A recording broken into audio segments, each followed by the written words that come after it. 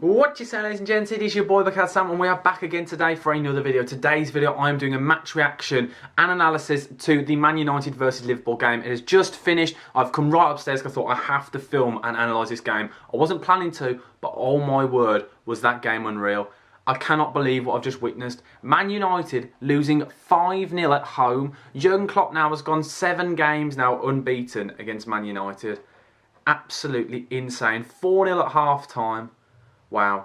Yes, United had a goal disallowed, but where do I start? Looking before the game, I thought United potentially could have a chance. Liverpool without Fabinho and no Mane. I thought, do you know what? This could be very interesting. Man United, the only really known player that was out was Varane through injury, but they played no Pogba again, which confused me a little bit. But wow, was this game unreal. Where do I start? United, Ole Gunnar Solskjaer has built a system where they play a back four with 2 in the middle with Pogba, sorry not Pogba, with Fred and McTominay, and let's just not get started on them. 3-1, they play every single week, they play with a low block against good sides and counter-attack every team. But for some reason today, they thought, do you know what, forget it. We got absolutely battered by Leicester when we pressed. So why don't we press against Liverpool, one of the best attacking sides in the world, probably the best attacking side in the world, with a player in Salah who has now scored. He's got 16 goal contributions in the last 10 games. Let's just press, and that's what they did. The first goal came from, literally, it was all because of Mason Greenwood. Mason Greenwood did this press. It was pretty lacklustre press, which then brought Aaron Wan-Bissaka out of position, which then meant the rest of the back three that was left. Lindelof came across, Harry Maguire came across, Shaw came across, leaving Naby Keita free. That's what happens. Liverpool, they quite clearly noticed that no matter what United do with their press, everyone gets dragged across, whether they all get dragged across the left or the right. They then overload on the other side and then they pass it across. We saw it with all their goals. It was constant overloads. Yes, they got lucky with one of the goals when the ball fell to Naby Keita and he dribbled the ball back across, but that's luck. It's not luck. If you constantly overload on the sides, which what Liverpool did, you will score. And Man United just look absolutely clueless. Ole Gunnar Solskjaer, the pressure on him right now is absolutely insane. And one thing we haven't even discussed yet is the fact that I did a video of Combined 11. I'd just like to say, if they're watching now, people are telling me David De Gea and Alisson is unreal. Alisson gets called upon 2 times every game and he delivers every time. Liverpool getting a clean sheet and Pogba getting sent off. He gets subbed on at half for the second half. He's on the pitch, and again it came from him being lazy. And the people may say I've got an agenda against him. I haven't. I think he's a brilliant player, but he just sometimes he's just lazy. It's like he doesn't care. Played 1-2 from a short corner, and the 1-2 comes back and he's just looking at it and then leaves it too late, then sprints, lunges in 2 feet over the ball. It's like he doesn't care. A lot of those players today, I'm going to talk about Lindelof, I'm going to say Fred, I'm going to say David De Gea, Harry Maguire, Luke Shaw, Rashford, Fernandes, Greenwood, Ronaldo. All of them did not look like they cared at all. The one player who I think can come out of this game and think, do you know what, I didn't have a bad game, was Scott McTominay. He did all right.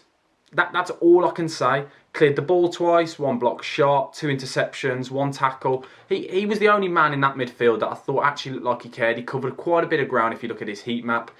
And he tried to press, but the thing is, when you're playing up against a 4-3-3 and you're playing with a 4-2-3-1, you need your central attacking midfielder in Bruno Fernandes to sit on their holding midfielder in Jordan Henderson, because then Jordan Henderson, he was never being pressed. He literally, he had the whole game on strings. He had time on the ball. He could look up. He could play around.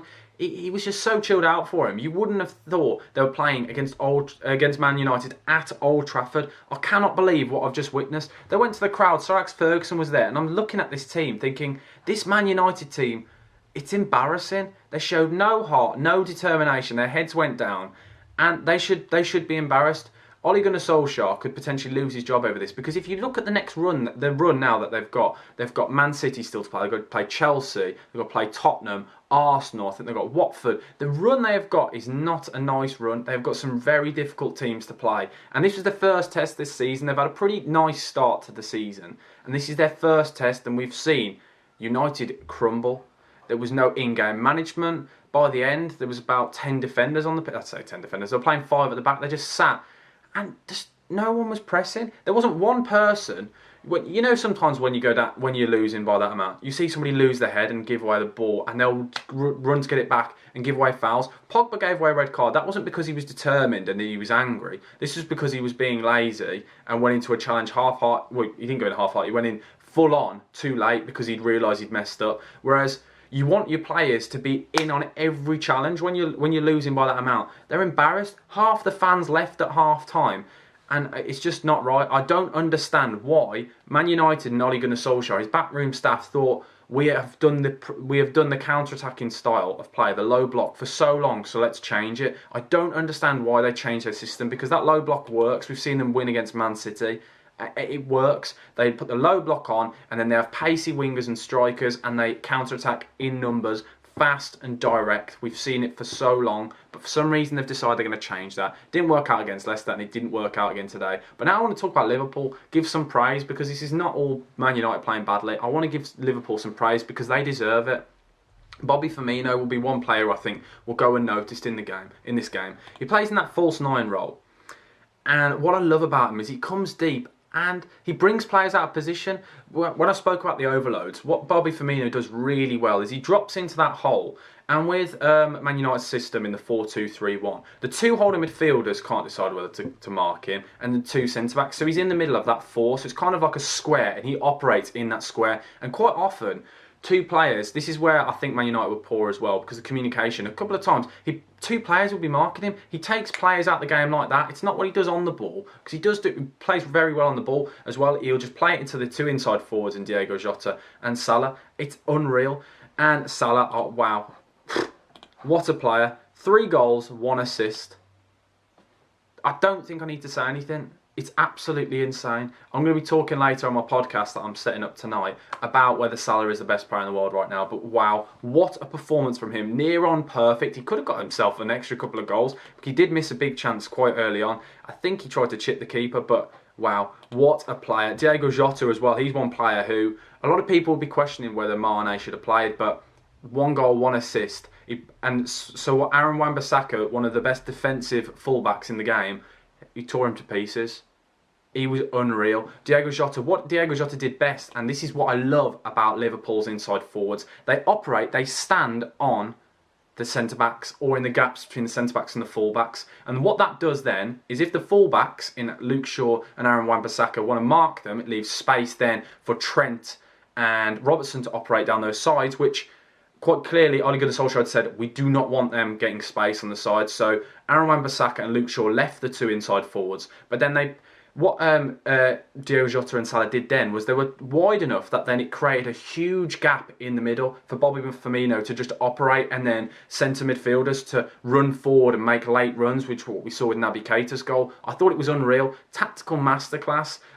Over the back four as well looks so Van Dijk and Konate, you'd have thought they've known each other since they were kids. The way they're playing today, they just cover each other lovely.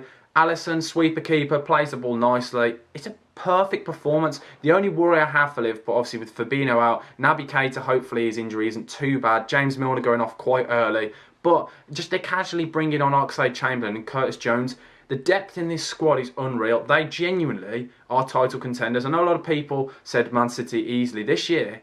Wow, Liverpool are a force, and that is why they're still unbeaten, and they will go unbeaten if they keep playing like this. What a performance, what a game. As I said, 5-0, guys. Thank you for watching. Please like, comment, and subscribe to this match reaction analysis. Hope you enjoyed it. Let me know if you think I missed out on anything. But yeah, Bucket Sam over and out. Thank you, goodbye.